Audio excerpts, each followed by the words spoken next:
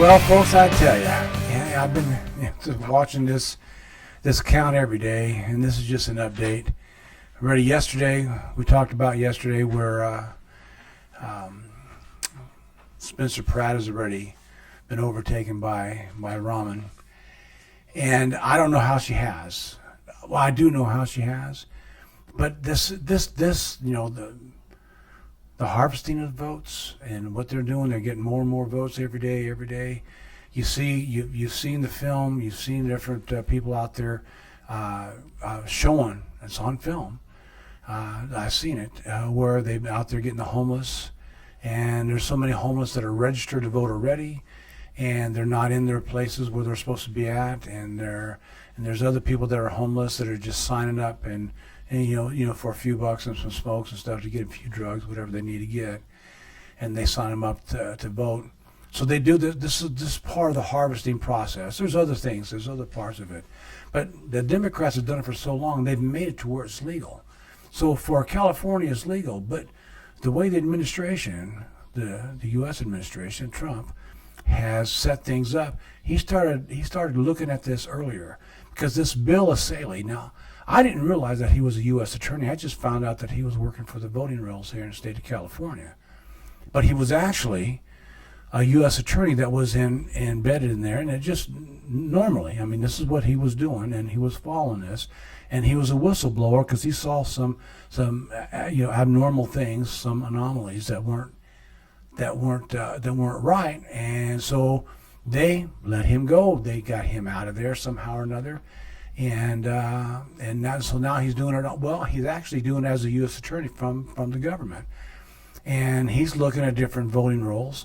And this happened. I guess now I have to correct myself. I think last time I said it was during the election for President Trump, but this was the midterms last time, where Karen Bass came out of nowhere and won it, and she won against some other guy that was a far ahead of her. Just like they are right now, just like it is with Spencer Pratt. And she came out of nowhere and beat this guy. Well, the same thing's happening now. But if you look at the numbers, and if you're a numbers kind of guy, and I'm a numbers kind of guy, so I know how numbers work. And she's sitting around 35%, and she's staying there steady, okay? That means she's getting a certain amount of votes. She's keeping the vote there just right there at that level. And Spencer Pratt is not getting anything. And this Raman, what was her name? Nige Raman. She's the one that's getting most of the votes. In fact, she's getting pretty much all the votes. I mean, there's some groups of votes that came in where Bass got half of them, got 20,000 votes, and she got 20,000 votes. That's one group of votes that came in, and Spencer Pratt didn't get any. So this has been going on for a few days, and up till yesterday, Spencer Pratt was in the lead, but this Raman came out of nowhere. Now I spoke about her before, and I don't know if you guys understood what I was saying, but the same group of people, because she is a socialist Democrat, and the same group of people that put Johan Mondami in place to be the governor, or not the governor, the mayor of New York, is working with her to try to get her in place.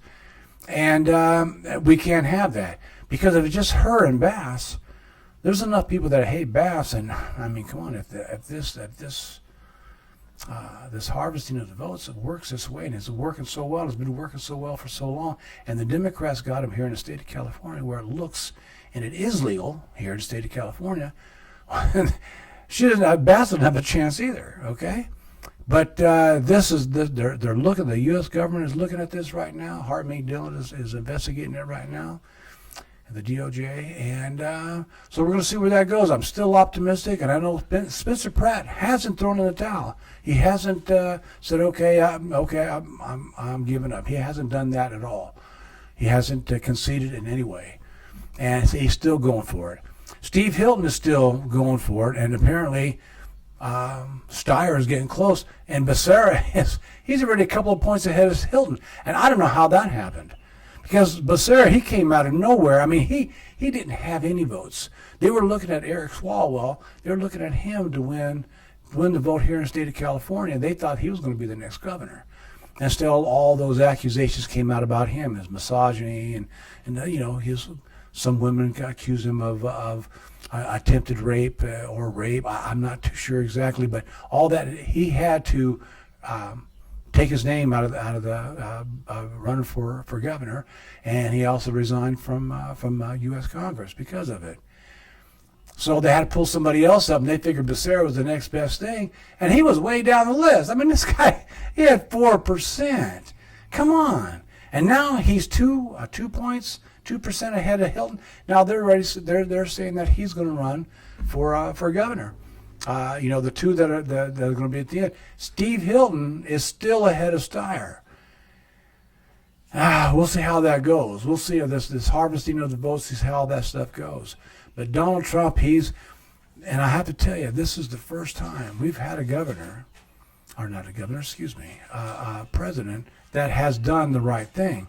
And so this is the first time. Okay, I can't even think of maybe when Ronald Reagan was president. I'm not too sure, but I can't think of the last time we had a president that really fought for the right things like this. But we didn't have this kind of voting in California at the time. So we're going to have to wait and see. So just keep your heads up, stay positive, and maybe Pratt can still come from behind and he can still get the votes. But the way they're harvesting them and the way they're getting almost 100% votes going to the Democrats, period. The numbers just don't work out. The numbers just don't work out. It can't be this way.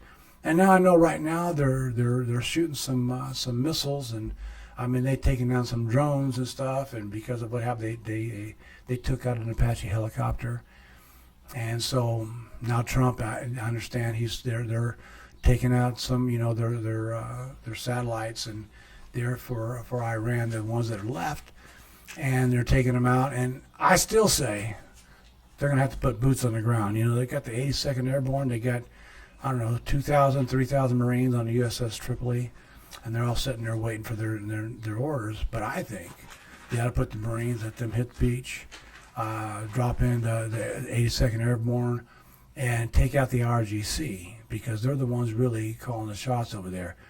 We know we have to get rid of that administration. The mullahs have got to go. Wherever they got to go, wherever they're going to go, they got to go. They got to leave Iran, okay? We're exiling someplace else. Now, I have my own idea about that, and I think this is the same thing with the vote in California. The old adage, you give somebody enough rope, they're going to hang themselves, right? Well, I think Trump is giving Iran enough rope. He's given them enough rope, they're going to end up hanging themselves. They're pretty positive, thinking they can wait Trump out and get Trump to a point where, well, we're going to have another administration, somebody else is going to get voted in, and they're hoping on a Democrat to run it, to come in and take over to be the next president. I don't even think that would happen anyway. I think, with J.D. Vance, I think Marco Rubio, I think there's a lot of them, that there's going to be a lot of candidates that can be run for president, okay? And so we'll see what happens. But personally, I think of course, Ron DeSantis, I think he's another good one. I think maybe he might be the one that'll run for president if Trump don't get a chance to run again. I really think they ought to revisit the 22nd Amendment and revisit that to where you can still have two administrations back to back. A president can run for president in two back-to-back administrations. And since I've talked about this before, since Trump got screwed out of the 2020 election, and everybody knows he did, and they've already proven that. But since they can prove that actually, and then they can say, okay, the 22nd Amendment, let's rewrite that, revise it to where they can run again. Trump can run again if he wants to. Of course, this is all up to him. He is 81, 82 years old now, so he may not want to. But if he does, he still looks bright and sharp and everything. He still looks very cognitive. I think he can still run this country for another 2 more years and 4 more years on top of that. And that way, we'll get everything in line, everything straightened out. Trump said he was going to straighten out California.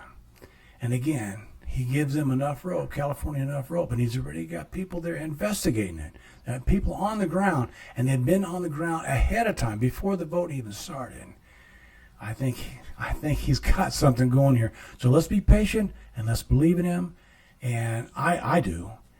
And I think, like I said, the old adage, you give a person enough rope, they'll end up hanging themselves, okay? And I think that's going to happen with the Democrat Party here. And I think it's going to happen with the Iranians, the IRGC in Iran. As, we're going to give that country back to the people of Iran. The people of Iran want that country back. They can develop, and with our help, they can develop their own democracy there. And they will, because they want it, and they want it really bad, because they had this at one time until the mullahs came in and took over. So anyway, let's see what happens. Hopefully the vote keeps going where Hilton stay in place, and come on, Spencer Pratt, please stay there. Don't throw in the towel yet. Don't concede to anything. Okay, you just stay in place, because I really do believe that President Trump's going to do something here, because California, they got their own.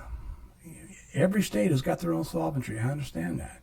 You have your own solvency that every state can do what they're doing. They got their own laws. I get all that, but still, everything runs under the dome of the United States. Everything in the United States covers everything for all 50 states.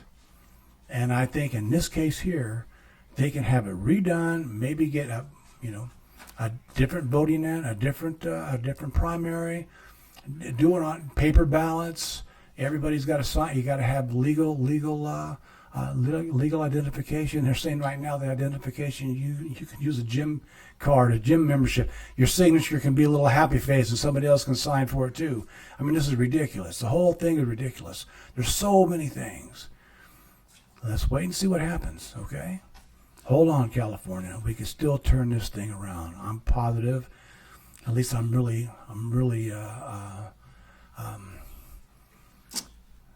I really feel good about it. I really feel, you got to stay positive. So let's see what happens. This is Coffee Break with Jimmy. Please subscribe and comment. Comment what I have to say. Please. Let's let what somebody else has to say. Tomorrow I'm going to try to do an interview with a buddy of mine. I'm going to set up a phone line where I don't have that set up just yet. I'm going to try to do an interview tomorrow. But I want to hear what somebody else has to say about what I say, okay? This is Coffee Break with Jimmy. Please subscribe, hit that like button, and share, and hit that notification bell, and I'll see you next time. Thanks.